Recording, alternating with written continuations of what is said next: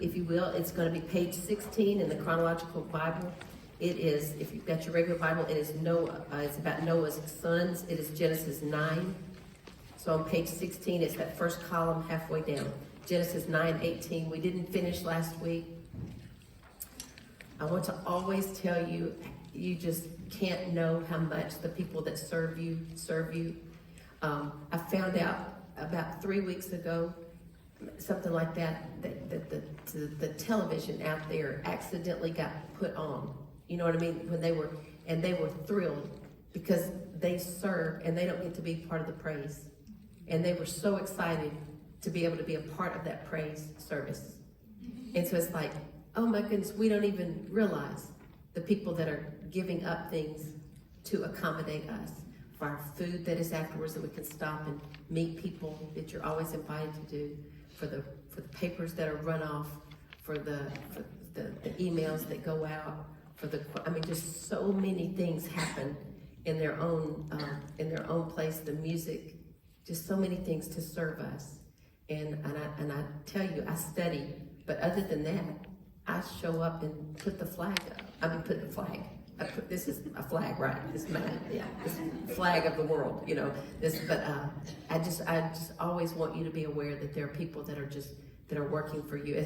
As Louisa walks in now with her sheets and they sit at the very back, you know, they're just now coming in from serving us. So I just want to always say thanks for that. Okay, here we go. Okay, so we want to look at, we're in the story of Noah. And so we're going to be going back from the scriptures to the sheet today. And I want to look on page 1 of your sheets. And to tell you where we're going today, we're going to, this Genesis story is about that there is good in the world and there is evil. And the good is not just being not bad. The good is being righteous. The good in the scriptures is those with Christ in us, a righteousness that does not come from ourselves. Is there anyone good? No, not one. It doesn't mean that people didn't do good things. They weren't nice people. It means that the righteousness that is imputed to us comes through faith. And faith alone. That is all it is. And through that faith, Christ comes in as a seed and he grows his life in us that we are conformed to Christ. Good works follow, but it becomes by faith. And so Noah was a man that had faith. He was the only one that we see that the scriptures say the world had turned away continually, and that's the purpose for the flood. It was a division between faith and those without faith. And it wasn't an equal, God wasn't trying to get 50-50 here. He was just looking for those with faith, those without faith. And so Noah was created this ark, and we look at his life. We see even today, we will see more of it. I mean, he's still a sinful man. It wasn't that he was without sin. It was he was with faith. And we need to get that. It's not because faith doesn't make us sinless. It's something that is imputed to us. The best way, it's a poor example, but if I had us all count through, okay, you're going to be 1, 2, 3, 4, 1, 2, 3, 4, 1, 2, 3, and you're going to sit there and remember your number, and then I'm going to say, okay, we're going to go to these 4 corners, the 1s, 2s, 3s, and 4s. And so if I got over here and I said, okay, the 4s, I want to do this, the 3, like that, okay, you didn't do anything to become the number you are. It was given to you. You were assigned that, and because of that, there are works for you to do. The ones are going to, whatever. And so with faith, it is imputed to us. So when we believe, God gives us righteousness, like he gives you a number. And with that number of whatever he's done, he has prepared good works for you to walk in. And we come to Christ by faith and not works, because then we can say, I did this. Instead, our boasting is almost like, well, I'm a 3. I mean, nobody's impressed, right? It was something that was assigned. And so we want to be people of faith, and we're looking today at the divide between those who yield to Christ through faith and those who yield to themselves and to the world. And it will follow that as we don't just come over here with faith But then our purpose is we live for the glory of God. We all can wake up in the mornings and feel like, oh, it's another day. I feel far from God. I don't know what the troubles that come in. And you can have a time of worship here, and it's like, you know what? God's in control. Hallelujah. You are the shield about me. You're the lifter of my head. Is that what you said? Almost said face. And it's like, that's not right. Or the lifter of my head. It is my face too. But it's almost like Christ is lifting our chin up and saying, you know, I've got this. And it's by faith that we want to live. And we want to believe that he is going to glorify his name. It's not just do better. It is that we live for his glory. So that's what we're looking at. Okay, this is we're at Genesis 9. Oh, I'm sorry. Page 1 on your notes. Let's read Hebrews 11. This is after it was all said and done. This is what the writer of Hebrews said. It was by faith that Noah built a large boat to save his family from the flood. He obeyed God, who warned him about things that had never happened before. By his faith, Noah condemned the rest of the world, and he received the righteousness that comes by faith. Do you see the division? The division is that there is salvation and there's condemnation. And this boat shows that. It is by faith that there's no longer any condemnation. There's faith that is salvation. And then if we don't have faith, there is condemnation. It's a huge, huge divide. Okay, so let's go. Page 16, Genesis 9:18. The sons of Noah who came out of the boat, this is the flood's over now, they're coming out. Who came out of the boat with their father were Shem, Ham, and Japheth. Okay, just so we can not say so many words and get lost. Of Adam's son, that if you find the son that starts with an S, it's Seth. That is the lineage that Jesus is going to come from. Okay, so now we're down to Noah, and it's going to be the next S son, Shem. And that Shem is who Christ the lineage will come through him. Okay? Okay, so that's how you can trace it all the way back to, that's how the New Testament traces it all the way back to Adam. And we see that in the New Testament. Okay, so the sons of Noah who came out of the boat with the father were Shem, Ham, and Japheth. Ham is the father of Canaan. From these three sons of Noah came all the people who now populate the earth. That is still accurate. After the flood, Noah began to cultivate the ground, and he planted a vineyard. One day he drank some wine he had made, and he became drunk and lay naked inside his tent. Okay, that is a lot, but what we're going to look at to start with is this is not the day after the flood, right? This is time after planting a garden. The vineyard grows up, bears fruit, has grapes, they ferment. I mean, this is not the next day. There's time in here, okay? But this is the story that we need to know that brings us to the understanding of who Christ is. It's not every detail. It just is the story to encourage us, okay, and to teach us. So one day he drank some wine he had made, and he became drunk and lay naked inside his tent. Ham, the father of Canaan, saw that his father was naked and went outside and told his brothers. When Shem and Japheth, the other two brothers, took a robe, held it over their shoulders, and backed into the tent to cover their father. As they did this, they looked the other way so they would not see him naked. When Noah woke up from his stupor, he learned what Ham, his youngest son, had done, and he cursed Canaan, that was the son of Ham. And he said, may Canaan be cursed. May he be the lowest of the servants to his relatives. Then Noah said, may the Lord, the God of Shem, be blessed. And may Canaan be his servant. May God expand the territory of Japheth. May Japheth share the prosperity of Shem, and may Canaan be his servant. Noah lived another 350 years after the great flood. He lived 950 years, and then he died. This is the account. This is the account of Shem, Ham, and Japheth, the three sons of Noah. Many children were born to them after the great flood. Okay, that brings us down to chapter 10. Okay, so what is happening here? Okay, I'm going to just give you a series of questions, and at the end I'm going to say, I don't know. But these are things to consider. And one is that we have, did Noah know that if he drank this wine, he would become drunk? We could say, yes, he knew. We could say, no, he didn't know. The answer in here is, we don't know. Okay, so that we cannot build a sermon around drunkenness from this verse. You can other things. The scriptures say, don't be drunk with wine, wherein is excess. Instead, be filled with the Spirit. Wine is a mocker. Those who are deceived, are not wise. That don't look at what glimmers in the glass. It is deception. We can go on that, but that's not this verse, right? And we don't need to go to issues that we are, wanting to nudge people with and say, well, even, Noah, if he had been drinking, this wouldn't have happened, because we don't know the story there, right? So we're going to have to leave that. Also, what did Ham do to him? Is that who it was? What did Ham do to him? I mean, did he just look at him? And is it wrong for us to look at people who don't have their clothes? Let's say you're a caretaker. Is it wrong for you to look at your parents without clothes if you're taking care of them? I think he didn't show respect. I think that's what it is. No matter where we come to the end of this, because it says Noah, when he awoke from his stupor, he realized.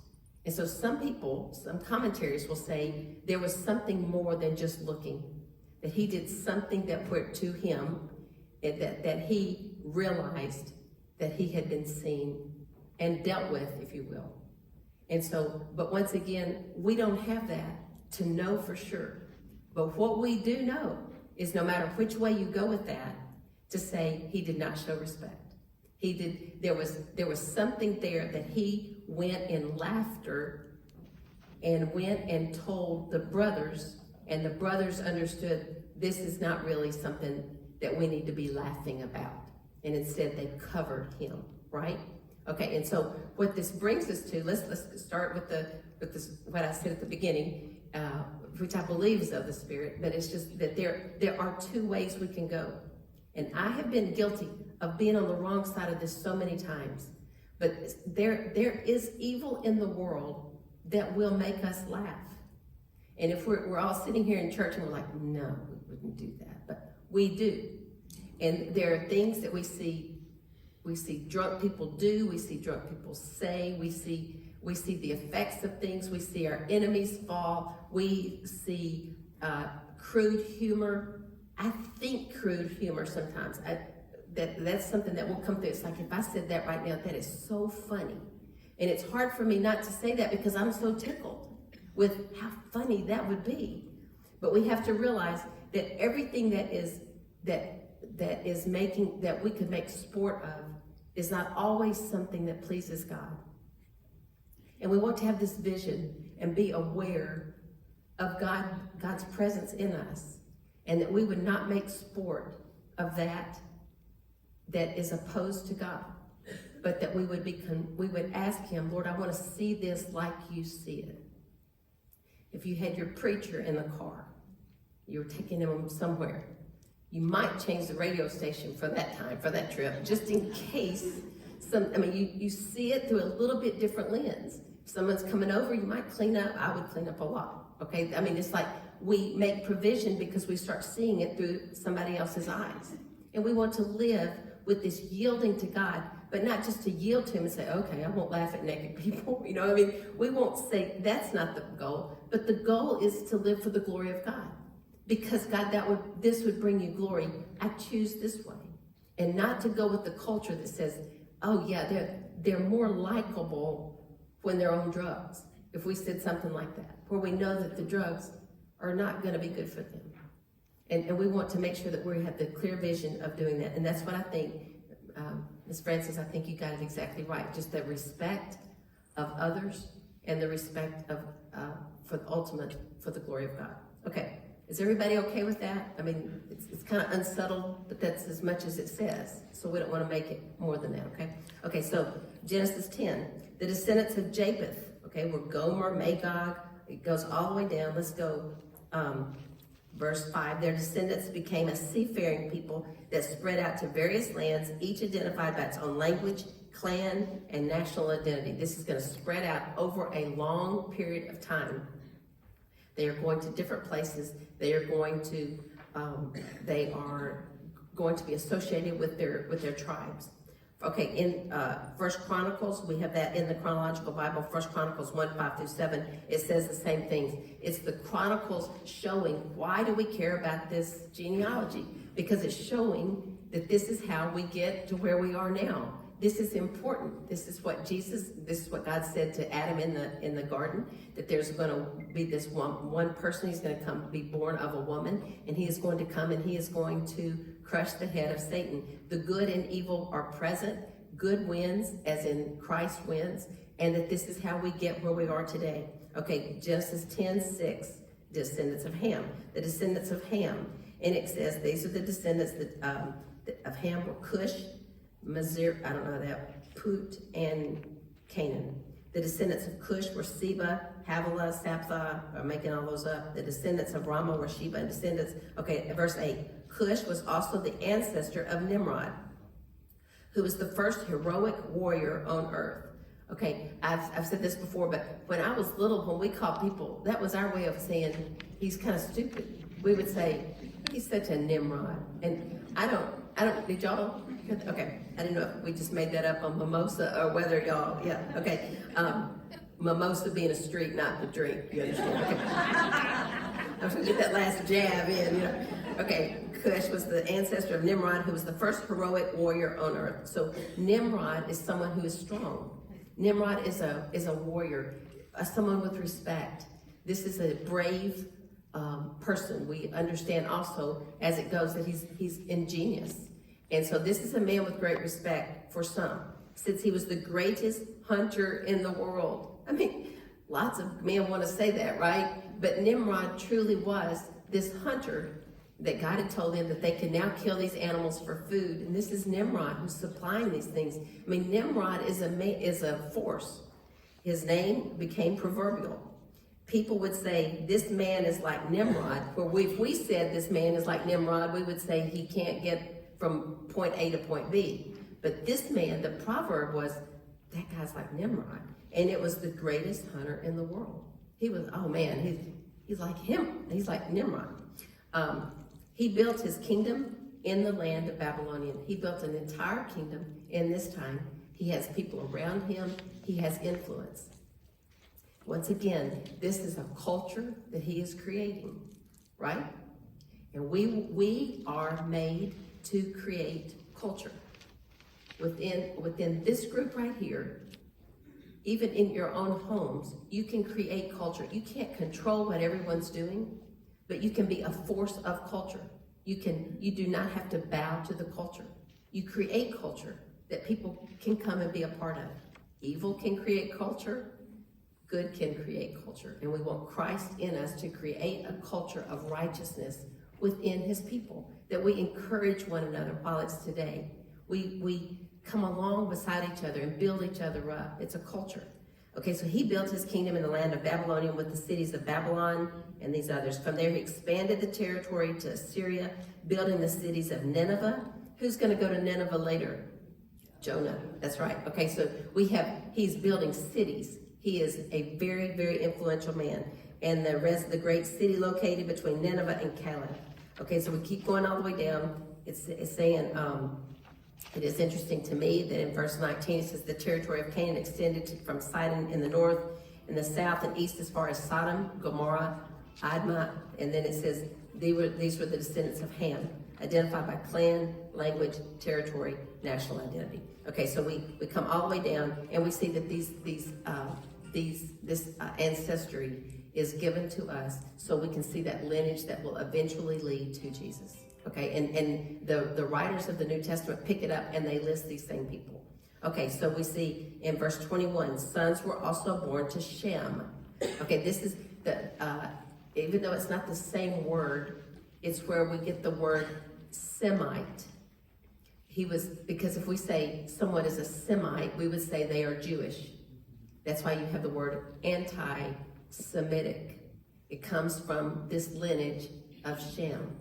Okay, it's going to be of the Jewish. From him is going to come Abram, that will become Abraham. So that's going to be the Hebrew people. So this is from Shem. These are Shem, the older brother of Japheth. Shem was the ancestor of all these people. Let's see, let's go down to, I think I want to go down,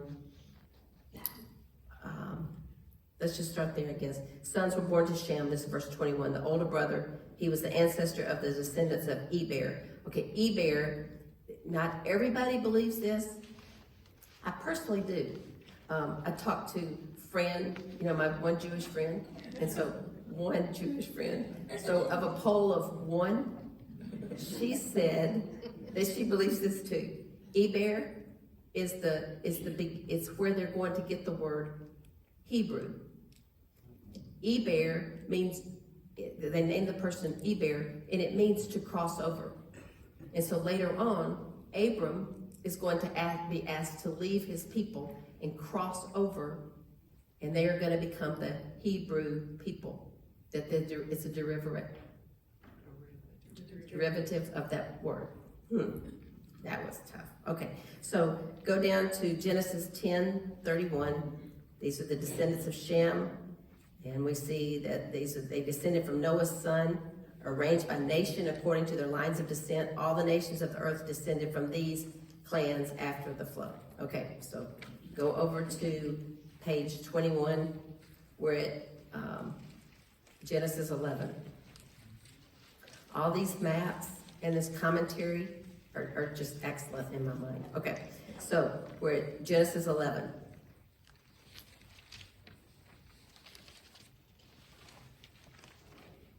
At one time, all the people of the world spoke the same language and used the same words. As the people migrated to the east, they found a plain in the land of Babylonian and settled there. So this is, you got the overall genealogy, and it's going to go back to a story now. And they're talking about when Noah and them come out of the flood, when his family come out of the flood. They settled in this land of Babylonian. They began saying to each other, let's make bricks and harden them with fire. In this region, bricks were used instead of stone, and tar was used for mortar. Then they said, come, let's build a great city for ourselves with a tower that reaches into the sky. This will make us famous and keep us from being scattered all over the world. Okay, this seems like an okay plan. If you're just gonna say, this is what we want to do, we want to build a city, we're gonna do these things. But if you really look at it, you start seeing the selfishness and the turning inward of all these things. Let me read it like this, verse 3. Let's make bricks. Let's harden them with fire. So far, so good. Okay, then they said, come, let's build a great city for ourselves. That's the first place. It's like that we're not to be doing the things that we do in this life for ourselves.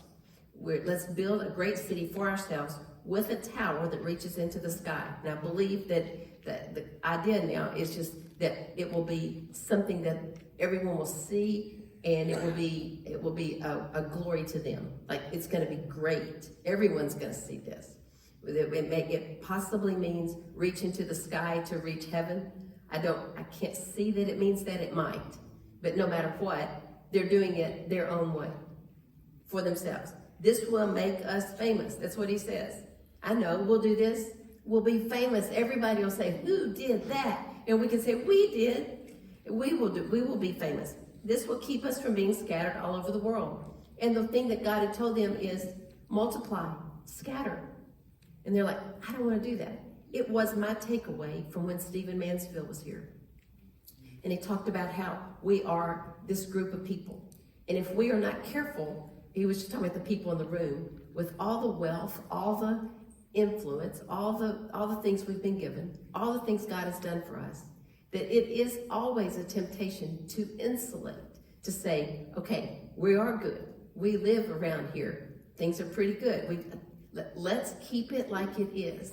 Let's don't let anybody mess this up. In fact, we'll just continue to build so that we will be great. And that is not why God makes anyone great. God gives to us so that we can give to others, so that we can embrace more things. The wealth could take care of more people, that we would be a people that would not live for the fame of ourselves. And I don't think any of us in here are saying we're going to live for the fame of ourselves. I really don't believe I don't think that's our bent. I don't think that's our temptation. I think it is that we would insulate for protection, and that we would want to say, God, show me how to protect others because you have so well protected us. Show us how to go into the highways and byways and not be just about ourselves, but that we would pray for a city, that we would pray not for people on a certain area of the city or this region, but that we would pray for all people. It has changed something for me knowing that that Melissa is coming to Jamaica, that there's a friend that called and said, Kathy, is that her granddaughter or is that her daughter? No, her granddaughter. Okay, this friend's granddaughter is in Jamaica. And she's saying she's afraid of storms. This was 3 days ago. Would you please pray for her? That changes the way I pray for Jamaica. It's like, it's her granddaughter. Her name's Grace. She's right there. You know, it changes that. And it's because I associate. And if I'm not careful, I will disassociate with those things that don't affect me.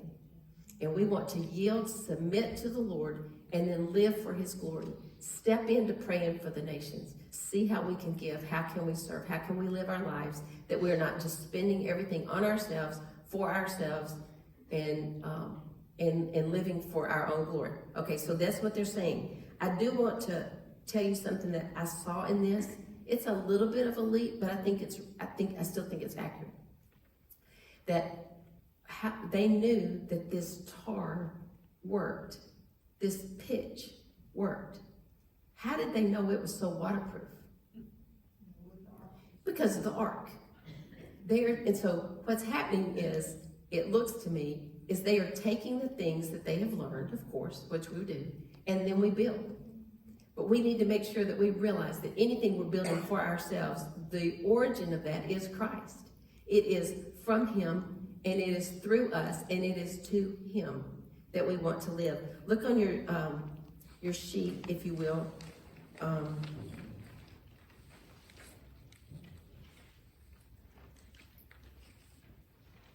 see. Yeah, page 2.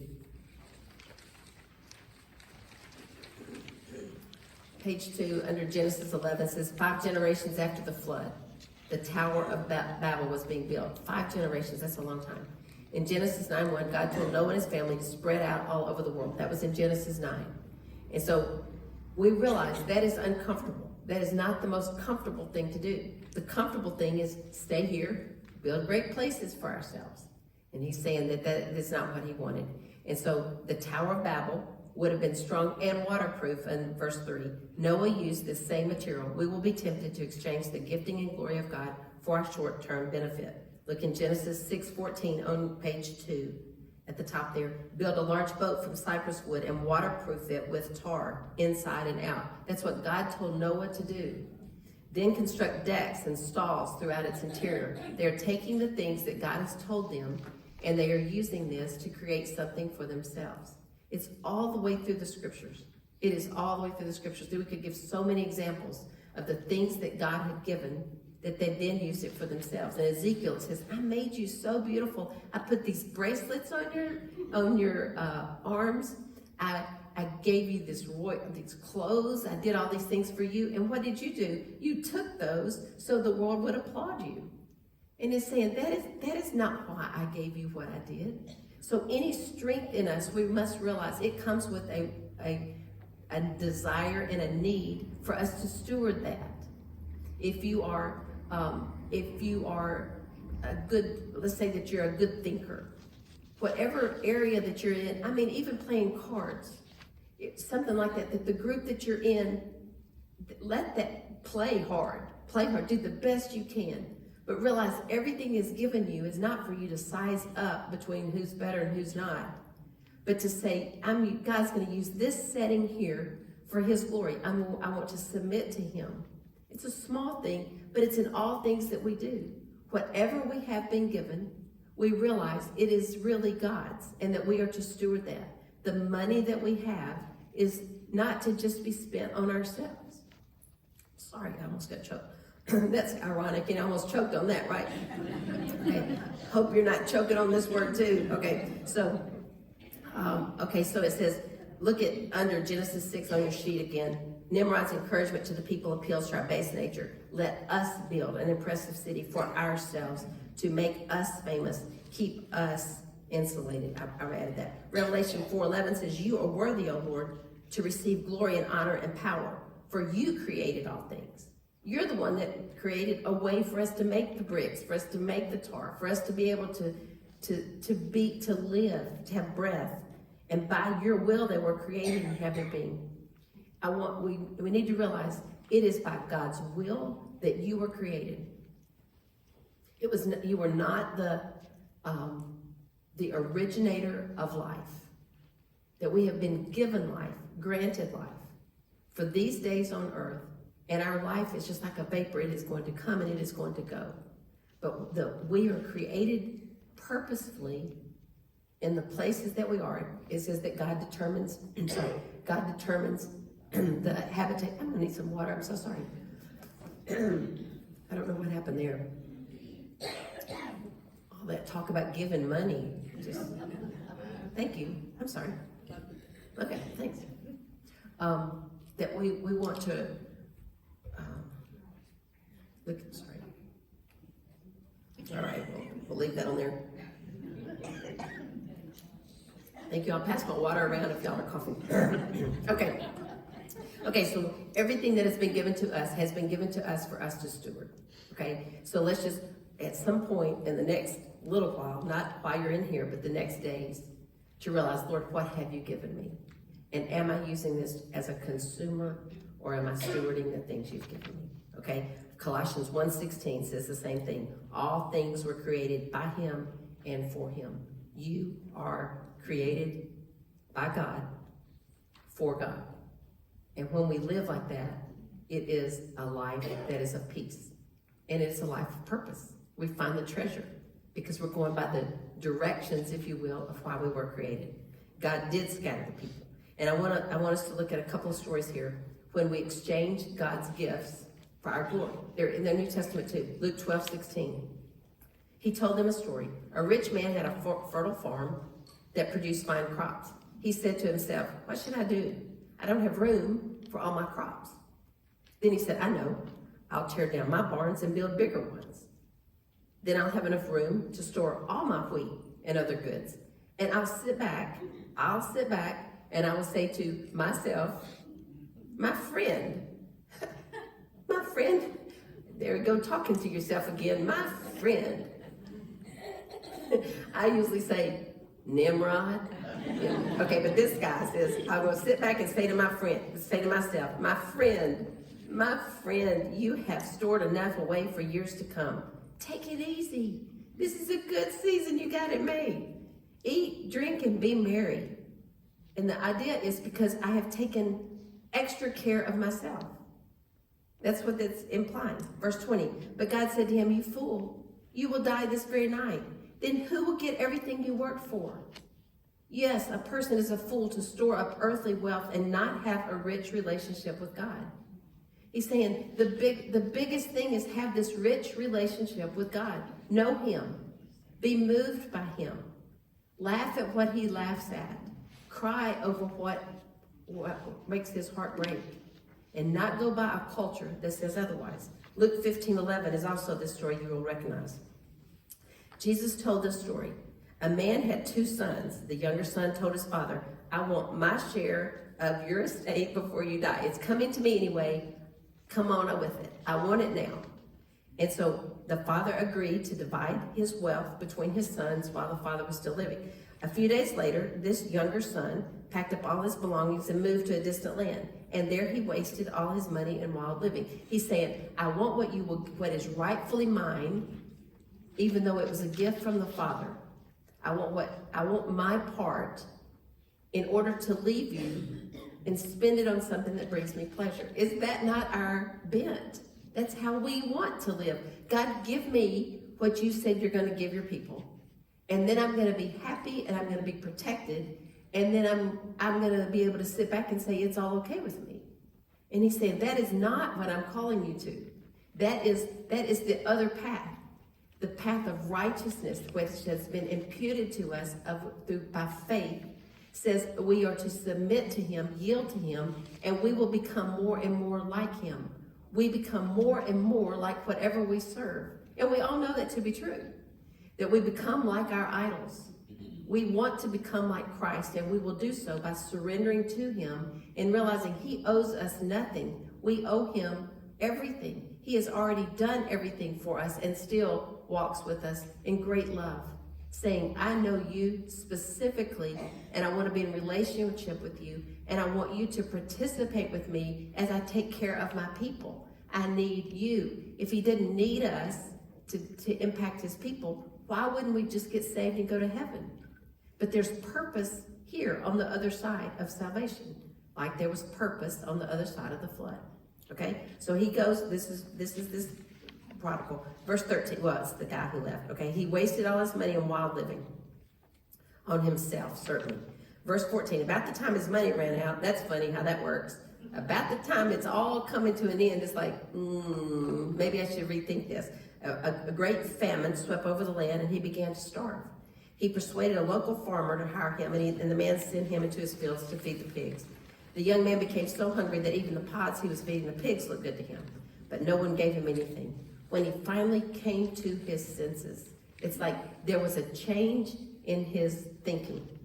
He said to himself, and he's not going to say now, friend, you've done everything right. He's going to say, Nimrod, you need to go home. And he said, at home, even the hired servants have enough food to spare, and here I am dying of hunger. There's a better way to go. I will go home to my father and say, Father, I have sinned against both heaven and you, and I'm no longer worthy of being called your son. Please take me as a hired servant. That's his plan.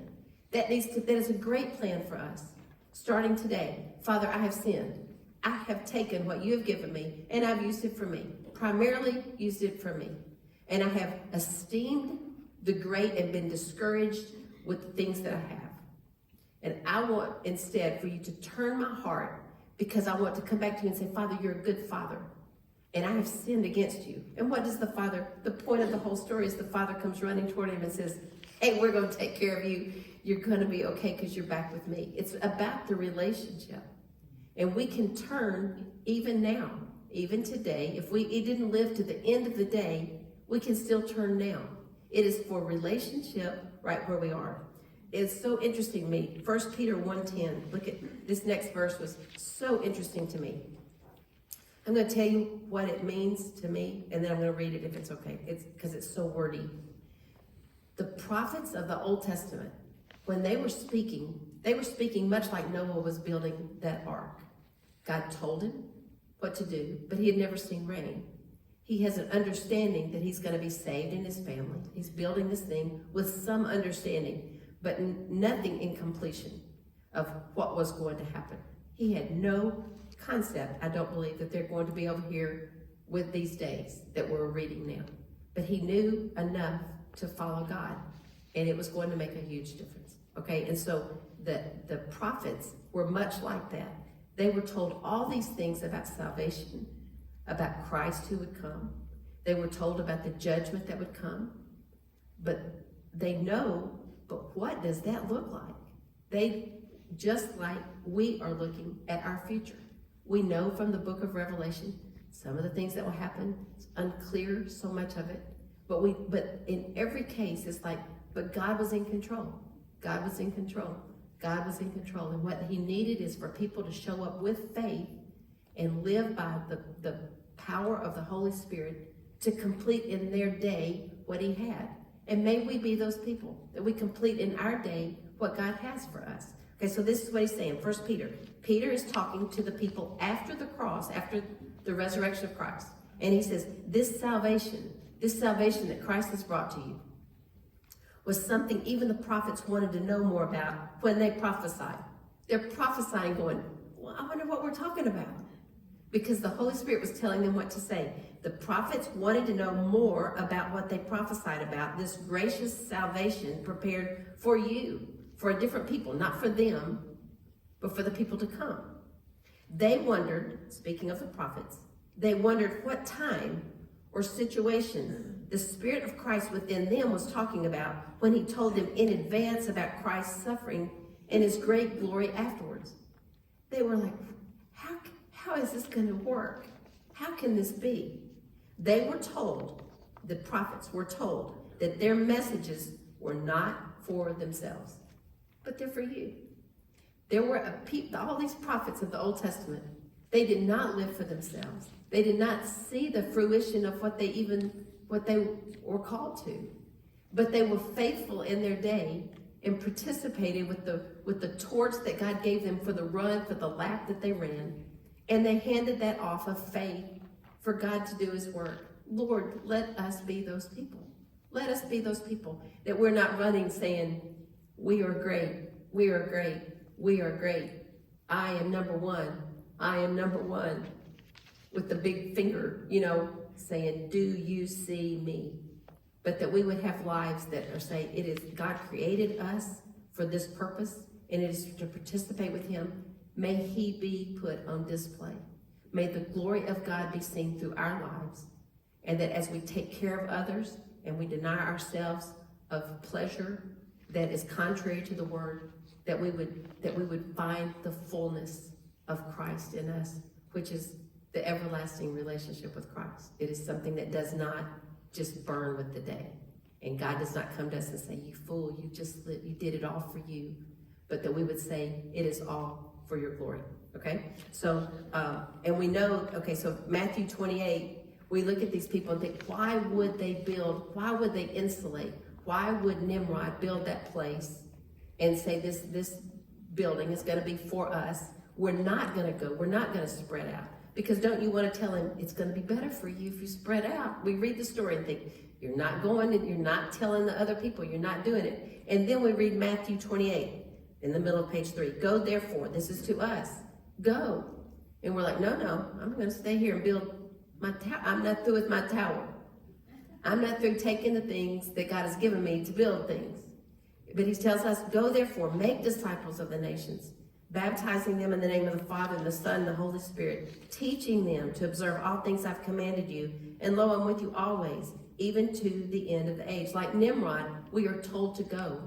Now, are we all going to go to the ends of the world? We're not. But we do have a part in it because he's told us to. But as we go, wherever it is that you go, that we are indeed participating with God, and we are mindful that there is a world out here that is larger than we, and God wants to he wants to pull the people to himself, and he wants to use us. Is it going to make a difference that we pray for these things? And I say absolutely. Absolutely. It is believing that we can't make a difference that makes us not pray. It's like, I'm just one person. But you are one. And we see with Noah, he was one, and it changed so many things. You see Lot. You see even Jonah going. The one man that comes and says, okay, he didn't even want to go, but he went. And so God told him to go, and he went the other way. He went. He just didn't go where God told him to. He went the opposite. And we don't want to just say, okay, I'm just going to go. It's not better that we do those things. It is better that we follow Christ. But that we open up our minds and say, Lord, here I am. Use me. Send me where you want. Let me undergird those who are going. Let me pray for those who are there. Show me how to participate with what you're doing among the nations, that we would spread out and go to the nations. Okay? So I want you to, if you will, go to... okay, we're at we're at Genesis 11:5. The Lord came down, looked at the city of the tower the people were building. Look, he said, the people are united and they all speak the same language. Y'all see where they had created a culture? They're all speaking, that they sound alike. They say the same things. They say the same phrases. They have the same language. And he's saying they're all united, but it's united on evil. And we want to be aware that that's what we're in this world. We are in this world, but not of this world. Okay, so he says they're all speaking the same language. After this, nothing they set out to do will be impossible for them. Let's go down, confuse the people with different languages, then they won't be able to understand each other. In that way, the Lord scattered them over the world, and they stopped building the city. This is why it was called Babel, because that is where the Lord confused the people with different languages. And this way, he scattered them over the world. It's like he told them to scatter. The end of the story is they scattered. They just took a really hard road. And we don't want to do what God says because it seems hard. But we need to remember it's harder the other way. We will suffer in this world for following Christ. He says it. But let it be that we suffer for following him instead of suffering for not following him. Okay, then it says this is the count of Shem's family. This is gonna be 2 years after the flood. This is Shem, and this is well documented in the book of Luke. Okay, we come all the way down, if you will, to verse 26. This is from Shem, and it has the genealogy all the way to verse 26. Terah was 70 years old, and he became the father of Abram, Nahor, and Haran. Okay, this is going to be Abraham. So this, once again, this is Shem, who's going to bring us to this next story. So this is what I think we'll do. I do want to have our discussion today. So we will start with chapter 11 next week. I'll put that in your notes.